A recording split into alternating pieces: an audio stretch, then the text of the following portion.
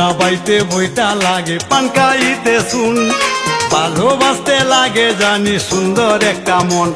বাংলার মানুষ আর বাংলার সংস্কৃতির কথা উঠলেই যে কয়েকজন শিল্পীর নাম শ্রদ্ধার সঙ্গে উচ্চারিত হয় তাদের মধ্যে অন্যতম কুদ্দুস বয়াতি।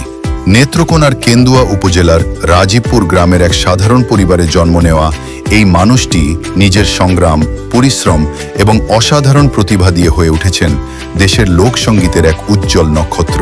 1947 সালে জন্ম নেওয়া কুদ্দুস বয়াতির শৈশব কেটেছে অভাব অনটনের মধ্য দিয়ে। সংসারের কঠিন বাস্তবতা তাকে ছোটবেলাতেই জীবনের কঠিন পথ চিনিয়ে দিয়েছিল।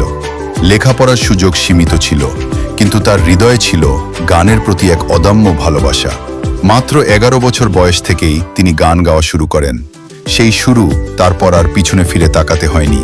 গ্রামের হাটবাজার, মেলা, পালাগানের আসর থেকে শুরু করে দেশের বড় বড় সাংস্কৃতিক মঞ্চ সবখানেই তিনি ছড়িয়ে দিয়েছেন লোকগানের সুর। তার কণ্ঠে মানুষ খুঁজে পায় বাংলার মাটির গন্ধ, কৃষকের ঘামের গল্প, নদীর ঢেউয়ের শব্দ আর সাধারণ মানুষের সুখ দুঃখের জীবন্ত প্রতিচ্ছবি। জীবনের পথে তিনি অনেক কষ্ট সহ্য করেছেন। কখনো মানুষের বাড়ি বাড়ি গিয়ে গান গেয়েছেন, কখনো সামান্য পারিশ্রমিক কিংবা এক মুঠো চাল নিয়েও সন্তুষ্ট থেকেছেন। কিন্তু শিল্পের প্রতি তার ভালোবাসা কখনো কমেনি। দারিদ্র্য তাকে থামাতে পারেনি, প্রতিকূলতা তার স্বপ্নকে ভাঙতে পারেনি, বরং প্রতিটি বাধাই তাকে আরও শক্তিশালী করেছে। আজ কুদ্দুস বয়াতি শুধু একজন শিল্পীর নাম নয়, তিনি বাংলার লোক ঐতিহ্যের এক জীবন্ত ইতিহাস। তিনি প্রমাণ করেছেন মাটির কাছাকাছি থাকা মানুষও নিজের প্রতিভা আর পরিশ্রম দিয়ে লাখো মানুষের হৃদয়ে জায়গা করে নিতে পারে। তার গান শুধু বিনোদন নয়, এটি আমাদের সংস্কৃতি, ইতিহাস এবং শেকড়ের গল্প বলে।